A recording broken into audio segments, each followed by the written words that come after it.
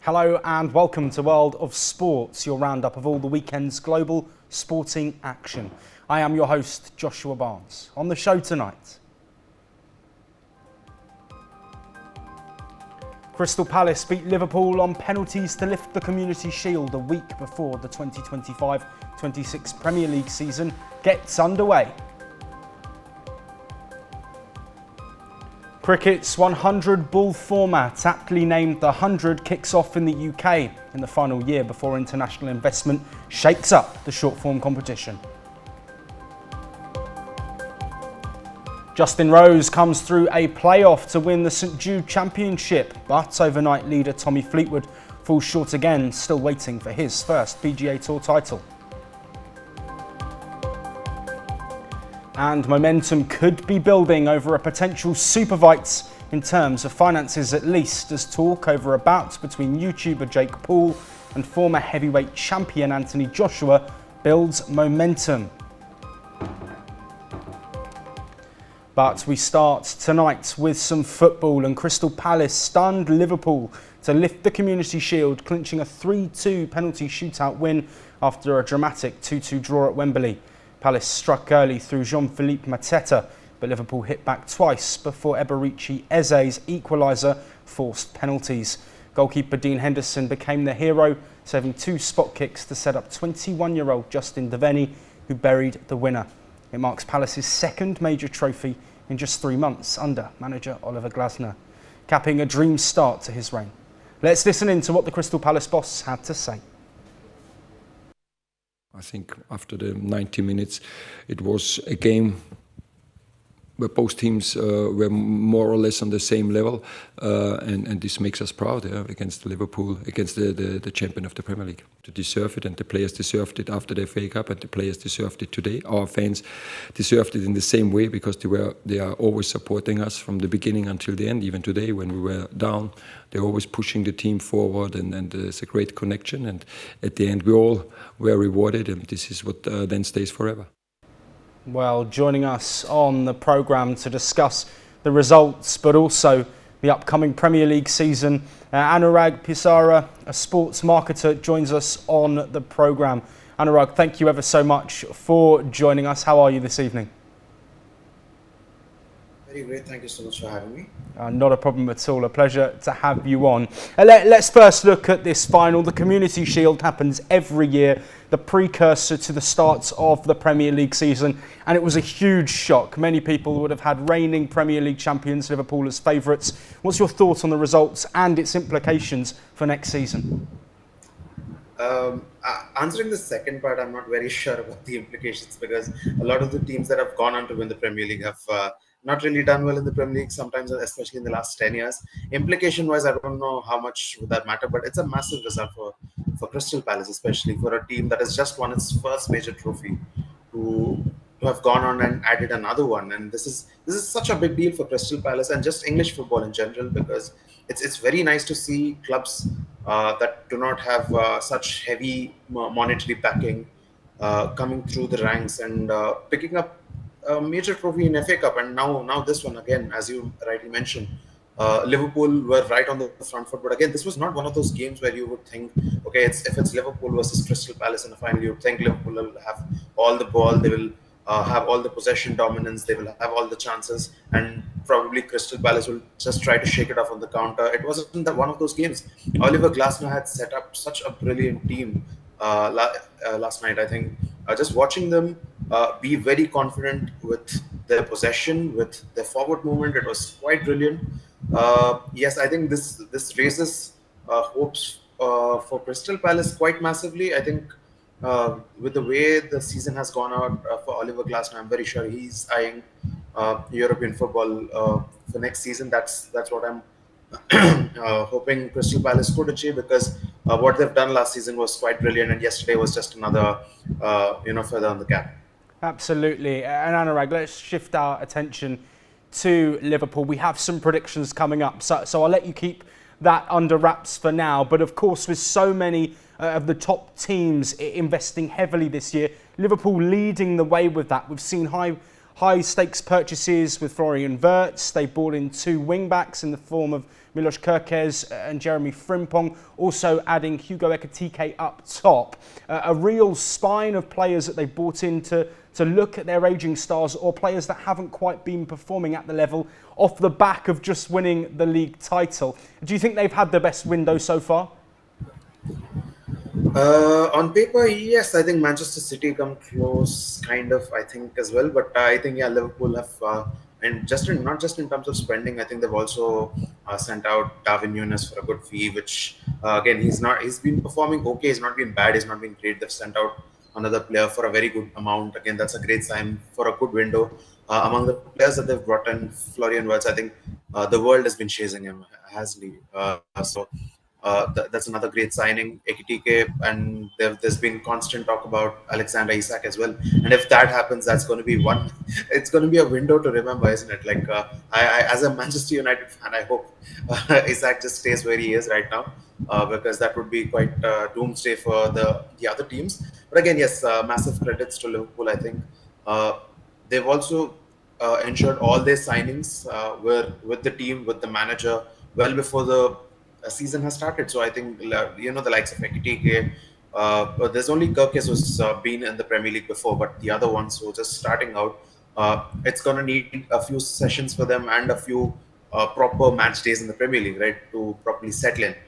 So I'm quite I'm quite astonished by the fact that they've gotten all these major signings well before August kicked in, and they're all ready to shoot now. I think yesterday there were quite good signs with Ekitike, and I've seen a couple of other friendly games as well. Ekitike looks very sharp in front of the goal.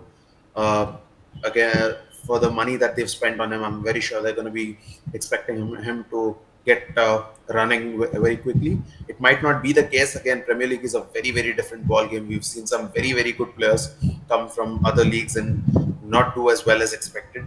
But again, when you're coming into a champion team, I think that's a different ball game. When you're coming into a struggling team, let's say my own team, Manchester United, or some other teams in the past, it's not very easy to get adjusted. But I think Liverpool has that environment where right now it has the environment where the players can just come in and probably kick in quite easily. So yeah, I think it's been a fabulous window, and yeah, as you've put it, probably the best one among all the big teams.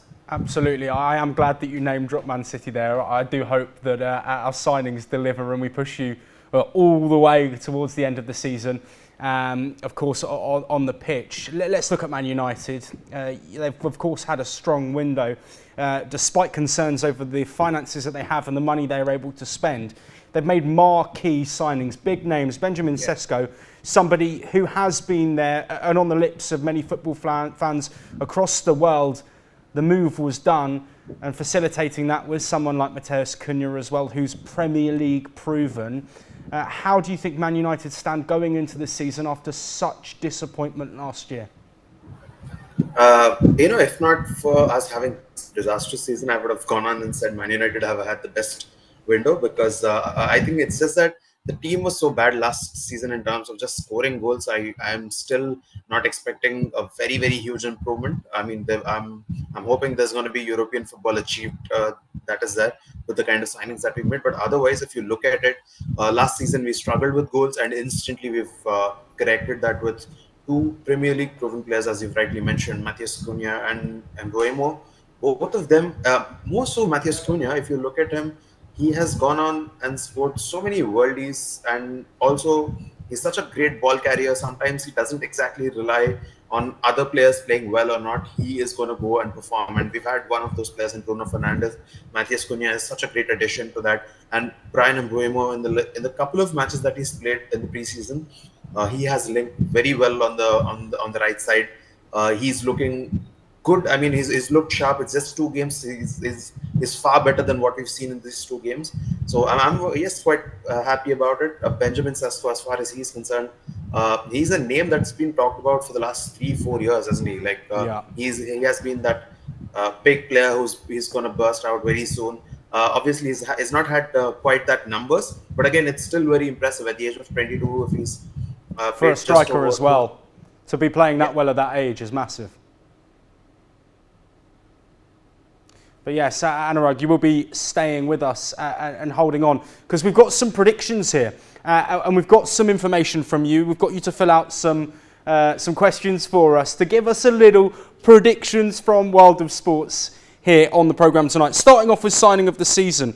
I've gone for Florian Wirtz. Anurag's gone for Matheus Cunha. We've spoken a bit about Cunha, but let's dive into why you think he's going to be the top signing of the season this year. It's a bit of bias, and it's also the fact that how brilliant he was last season. I've watched a lot of Wolves games last season. I think, again, as the point that I mentioned, he's someone who doesn't rely on the rest of the team to do well. He's going to sometimes, if nothing's happening, he's just going to carry the ball and get a goal for you. So yeah. I think he'll be able to reflect that at Man United. Well, let's have a look, because I've seen these just before we've got started, and I see you smiling, Anurag. Let's cut back now to flop of the season. We'll just get this rolling through. So my signing of the season, Florian Wirtz. Anurag's got Matheus Cunha. Let's have a look at this. And they're swapped over. I didn't talk about Florian Wirtz because I wanted you to have a chat about him, Anurag. I've got Cunha as flop of the season. I think his attitude is a real issue. This is something that we've seen at Wolves on the pitch and off the pitch as well. It plays such a huge part. It often can be something which is talked about too much, but I think that negativity that we see at Man United, for me, Cunha doesn't make the move upwards in his current output that he might need to. But Florian Wirtz, Anurag, is a huge one, because coming for potentially a record fee if those add-ons are met. Why have you got him as flop of the season? Because it's Liverpool and I'm a Man United fan.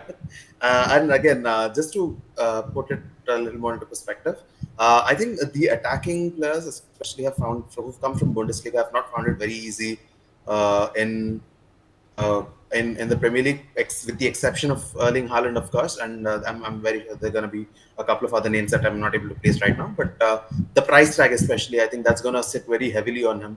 I think there are a couple of pressures that are right on his shoulders from game one. There's going to be so much scrutiny, so much attention. Does he have the mental strength to go through all of that? At Bayer Leverkusen, no matter how well he was playing, he's still never got 10% of the attention that he's gotten in the last couple of months. So it's going to be mentally very, very challenging. The stakes are very high for Florian Wirtz, I think. If the first season he might not be achieving what he's cut out to be. Yeah, and that step up from the Bundesliga to the Premier League, something we've seen not necessarily come off. But let's now look at surprise package. We don't have too much longer, Anurag, so I'll take this one. But the signings that Sunderland have made, 10 players now they've signed, some with top league experience, some with Premier League experience. I think they've got the best chance out of the promoted teams of making it through. I'm glad we both picked them. It means, Anurag, that we're on the right wavelength. Let's move on now to underperforming team of the season, because I find this one really interesting. When I saw that your response had come through, Anurag, you've got Chelsea as underperforming, and I've gone for Arsenal. Chelsea, of course, a team that have spent big again, as they do. Their players are young and they're improving. I'm interested why you've put them in underperforming team. I think probably along the same reason why you might have put Arsenal. I'm just guessing this might be the reason, because now with the kind of money they've spent in the last 3 seasons, the pool of talent that's available, you'd expect them to challenge right for the trophy. So anything under top 3 is going to be a disappointment for Chelsea, at least for what they've invested and what they've been cut out to achieve in the last couple of seasons. I think that is not going to happen this season, is what I'm thinking. I think they're just about scrape the top 4. That's what I'm thinking. So in that sense, yes, they're probably expected to be within the top places. But again, I think there'll be at least 7 to 10 points beyond the top of the team that wins the Premier League, which will be a bit of an underachievement, I think. Absolutely. And while we get this sorted, we've just had a little malfunction with our plasma wall. We've gone back to the start, but I'll briefly talk about Arsenal. Of course, a side that have spent big. They've got that striker signing through the door. But I think it's that pressure and getting over the line, something which we might see them struggle with. We'll just whirl through these. We've had a quick reset, but that doesn't matter. We've got our overachievers, Sunderland, our underachievers. I've gone for Arsenal. Anurag has gone for Chelsea. We'll just wait for a couple more, and then it will be the time for us to look at the relegated teams. Now, of course, the last 2 seasons that we had, all three promoted teams then got relegated. And is it going to be the same situation? Let's have a quick look at what we've got. Okay, so we've both gone for Burnley. I've gone for Leeds, also from the promoted teams going down, and I've gone for Brentford. I think personally Brentford obviously have lost Thomas Frank, their manager, who has guided them throughout their time in the Premier League, and those top signings like Mbeumo and potentially Johan Visser going out of the door. Anurag, you've also gone for Burnley. I think many people have them bottom, but also Wolves and Fulham, 2 mainstays in the Premier League in recent times. Why have you gone for these 2 sides that have done well historically over the recent at least 5 years? I think in the case of Wolves and Fulham, I think there's been a little bit of a burnout. They've obviously had great runs in the Premier League, and they've got decent managers at top. But again, I think Wolves losing Cunha is going to be a very big loss for them, because last season they've just about escaped being in contention from the bottom 3, and I think Cunha's loss is going to be massive for them. I just have a feeling this is the season that might really do the job for them. I mean, not in a good sense, but yeah. I think this could be a very difficult season for them. Makes sense. And then Anurag, let's go to our top 7 predictions now. We'll get the slide changed once again, and we're going from bottom to top here. I must say this shouldn't be Arsenal. I was hoping to put Brighton in there, but we've had a little error. But you've gone for Newcastle, top 7. Then we've both gone for Aston Villa in 6th. That's what we like to see. And then number 5. Last season, this was Champions League football, potentially Champions League football again. This is where I do have Arsenal. I have them in 5th. And you have Man United potentially achieving the top tier of European football once again. Let's rattle through the top 4 now. I've gone for Newcastle top 4. I think they're going to build. You've got Chelsea in 4th. And let's go through our top 3s. There are some big teams obviously still to come. I've got Arsenal a lot lower than you do. You've got them in 3rd. I've got Chelsea. I think they just keep building. They keep getting better year on year. And Enzo Maresca is a top manager. We've both got Man City 2nd, and that means only one thing. We both have Liverpool winning the title. Anurag, do you think this is a 2-horse race between Man City and Liverpool, or do you think that Arsenal are going to contest till the end as well? Yeah, I think it's going to be that, because I'm quite, again, now Manchester City's window is slightly less discussed about, but they have gotten some very big names, and including the January window that they've had this year, which was quite brilliant. I think they've gotten the players, and some of those players have gotten already 6 months of Premier League experience. So if they just hit back, absolutely no surprises. And Liverpool, obviously, they've had a brilliant season, and they've upgraded themselves. Although I did list Wirtz as a flop, but I think he's still going to have a fairly decent season, if not as bad as I'm thinking. So I think just in terms of the rosters that they've got, yes, these 2 are going to be fighting for the title again. Absolutely, Anurag. I hope for both of our allegiances that our prediction isn't right, but I think many people across the world have Liverpool top just because of their window, their superiority towards the back end of last season. But of course, with both Manchester United and Manchester City hoping to build on last year, big seasons to come. I'll be excited for the derbies as well. Fingers crossed we come through those. But Anurag, thank you ever so much for taking the time to have a real deep dive with us on the upcoming Premier League season. We look forward to having another chat with you once it's underway. Thank you so much for your time. Speak to you soon. We move on now, though, away from football and to cricket. The 100, cricket's 100-ball format, launched by the ECB in 2021, aims to speed up games and attract younger fans with 5-ball sets and faster finishes.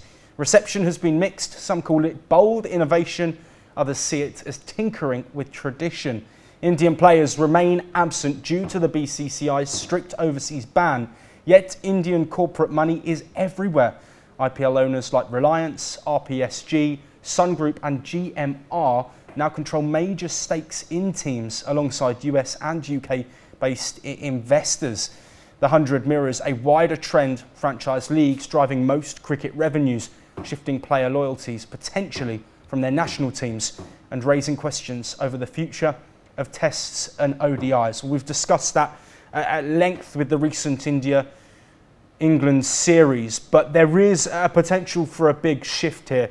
A rebranding of teams is set to potentially take place into next year. London Spirit just announcing that they're staying with their team name, but we expect a potential for names to change. And also with Indian investment, could this mean the starring of India's top players like we see in the IPL, some of the finest white ball cricketers from across the world? Joining us to go through all of this, David Brooke, the former cricket head of Channel 4 in the United Kingdom, joining us to talk all things 100. David, such a pleasure to have you on the programme. How are you this evening?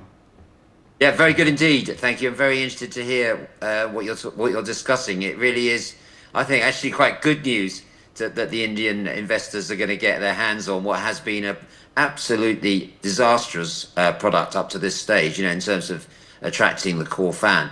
But with the Indian involvement, the franchises, at last we're going to get some good sense. Yes, absolutely. And David, let's look at that. Let's look into the competition, which has now had several seasons, of course, launching a new format and looking to really franchise the county game with so many clubs getting a kickback in finances and others getting some subsidies as well. You're speaking negatively about it, but let's look at it as a whole. Is there some positive to take from potentially the women's game, which is seeing further growth through this competition? And do you think that it's all negative in terms of the commercial aspect as well?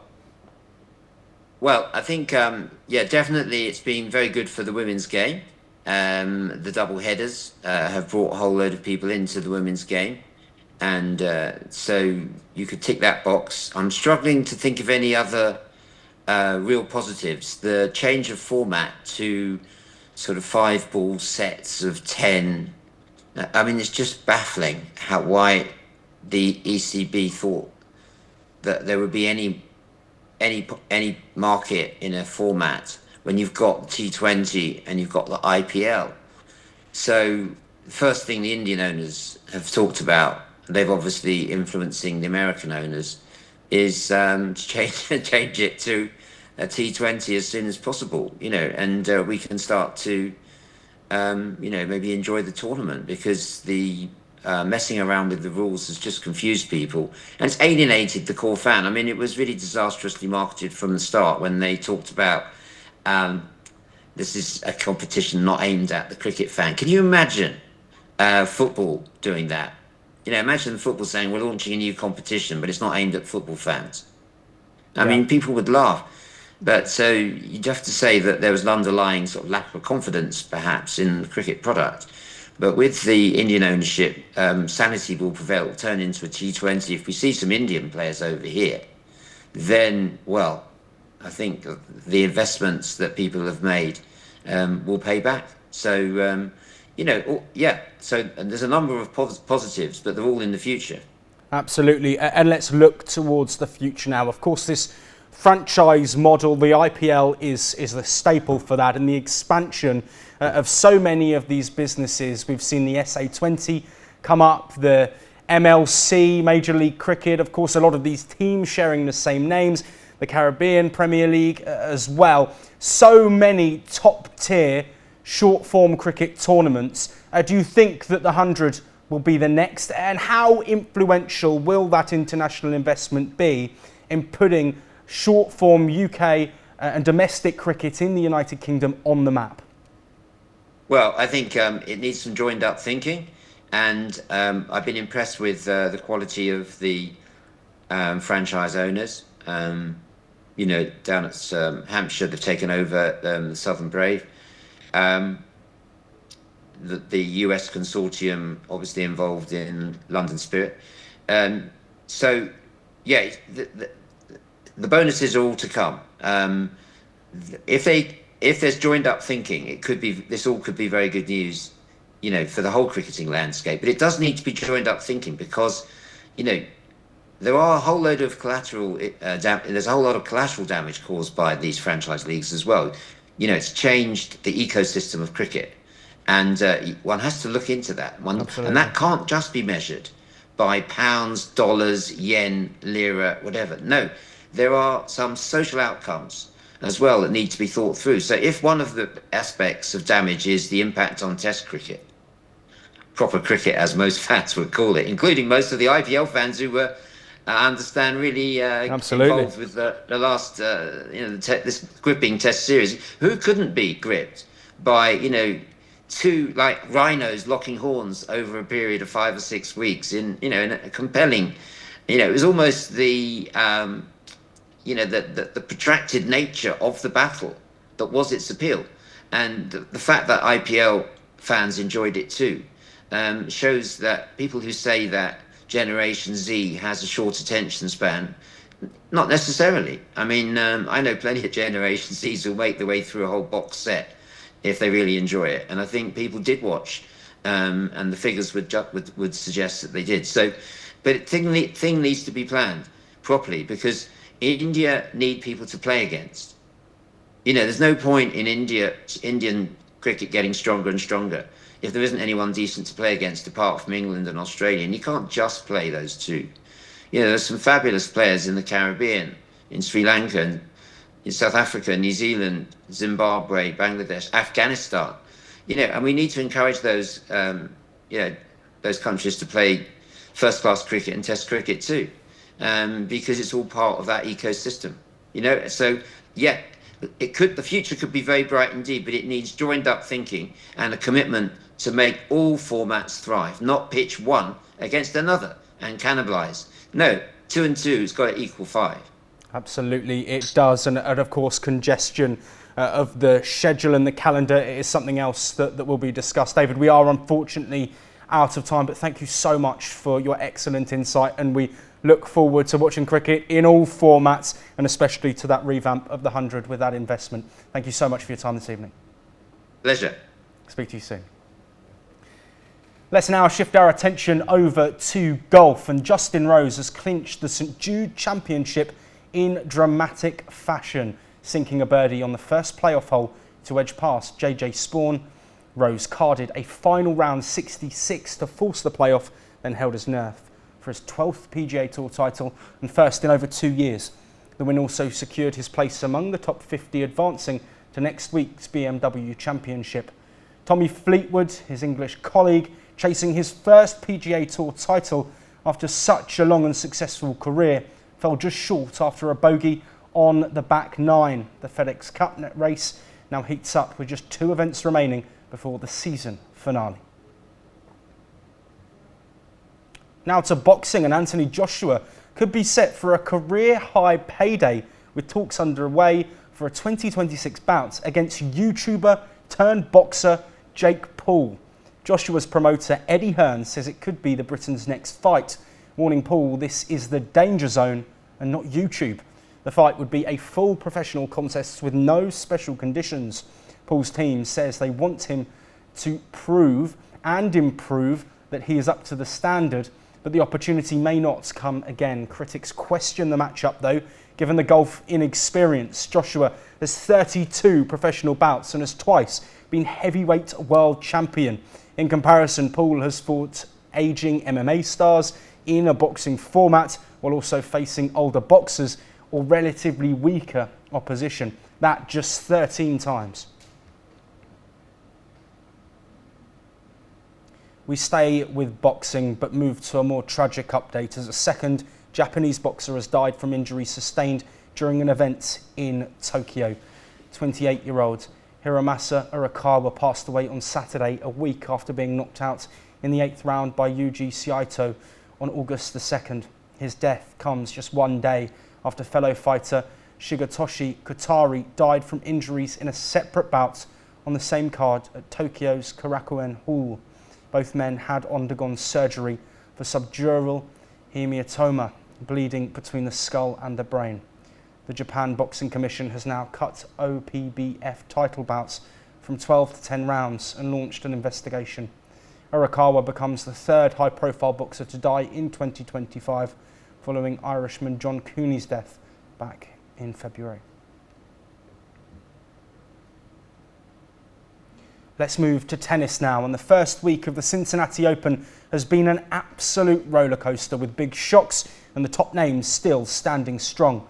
Daniil Medvedev's early exit at the hands of world number 85 Adam Walton made headlines, while Alex de Minaur fell to Riley Opelka, snapping a 5-match losing streak to the Australian world number 8. The draw is thinned with major withdrawals, including those of Novak Djokovic, Jack Draper, Mario Berrettini and Herbert Hurkacz. But favourites like Carlos Alcaraz, Yannick Sinner and Taylor Fritz are all through to the second week. On the women's side, Aryna Sabalenka and Coco Gauff remain dominant with the big names in form. Week 2 promises intense battles and high drama in Cincinnati. Moving on now, and the World Games 2025 are underway in Chengdu, China, running until August the 17th. With over 4,000 athletes from 118 nations competing across 34 separate sports. Highlights so far include Poland's Julia Malgorzata-Kozerska setting a free diving world record at the height of 222.5 metres, rather her than me. And Taiwan's women's tug-of-war team claiming a 6th straight gold.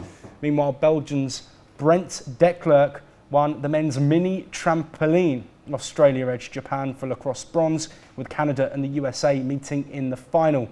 Meanwhile, Rishabh Yadav made history with India's first individual World Games medal in the men's compound archery. Weather disruptions and thunder have challenged the schedules, while korfball, squash and flag football bring unique action to Chengdu's global stage. And finally, let's take a look at somebody who celebrated but slightly too hard. This comes as NASCAR Xfinity points leader Connor Zilisch has suffered a broken collarbone after falling from his car while celebrating victory at Watkins Glen. Let's now have a look at that footage. Mobil 1 victory lane, Dylan.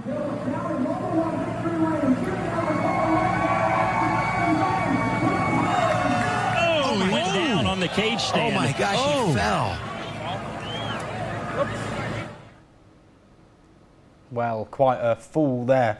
But the 19-year-old rookie had just claimed his 6th win of the season, as when we saw he slipped on the window net of his Chevrolet and hit the concrete in Victory Lane. Zilisch, considered a future Cup Series star, was taken to hospital, but scans on his head and neck came back clear. The injury will sideline him from Sunday's Cup race and potentially cast doubts on his return before Xfinity playoffs begin on August the 31st. Well, we wish him the best for his recovery. Of course, it's not going to stop him wanting to win and celebrate in style as he did. But that is all that we have time for this evening. As always, you know where we'll be next week, same time, for all of the biggest stories from across the world of sports.